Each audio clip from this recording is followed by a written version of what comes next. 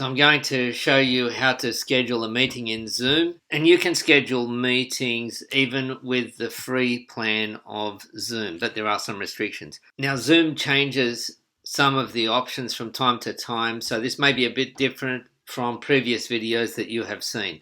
So you log into Zoom and then you go to meetings, and you've got the option here to schedule a meeting. Nice and easy. We'll hit the button down here. You can give the meeting a topic,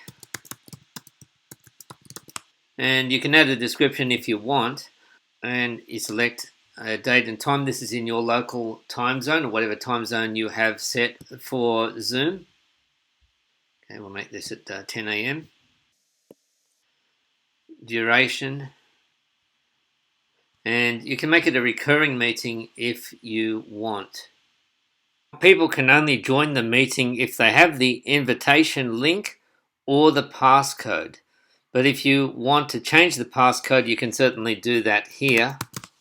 And you can add a waiting room so that people don't jump into the meeting until the host gives them permission. In fact, you can require people to be signed up with Zoom before they can join the meeting. You've got some options here.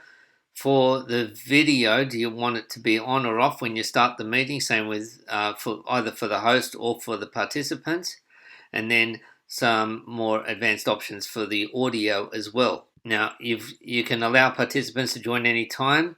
You can put them on mute when they first join. And if you're using breakout rooms, then you can assign some people. That's a more advanced option. You can actually set it to automatically record. I don't recommend this unless you are speaking to people who already know that they're going to be recorded. So usually with people who are already familiar with you.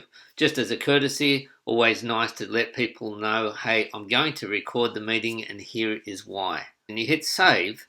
Now once you've done that, you can add the meeting to your calendar, such as to Google or to Outlook.